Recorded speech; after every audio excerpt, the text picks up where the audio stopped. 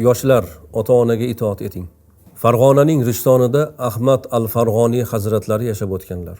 Yurtimizning mo'tabar ulamolaridan. Mana shu zot aytadilar. Alloh nasib etib har yili hajga borardim. Odatim, yo'ldagi ulamolarni ziyoratini ham qilardim.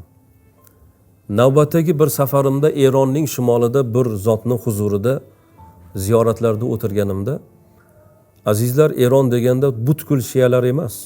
Eronda hozirgi kunda 26 million sunniylar bor. Bir zotning huzurida o'tirganimda otam, onam haqida so'radilar. Otam dunyodan o'tgan, keksa onam bor dedim. Shunda haligi zotni birdaniga yuzlari qizarib, jahllari kelib aytdilarki, farzni ado etib, nafl uchun onasini xizmatini tark etgan olimga qarang deb yubordilar. Ya'ni hajga bir marta borish farz, qayta borish bu nafl. Farzni ado etib, nafl uchun onasini xizmatini tark etgan olimga qarang deb yubordilar. Shu zotni shu so'zi bilan hajga deb chiqqan yo'limdan izimga qaytdim, toki onamning vafotlariga qadar uzoq bir safarga chiqmadim deydilar.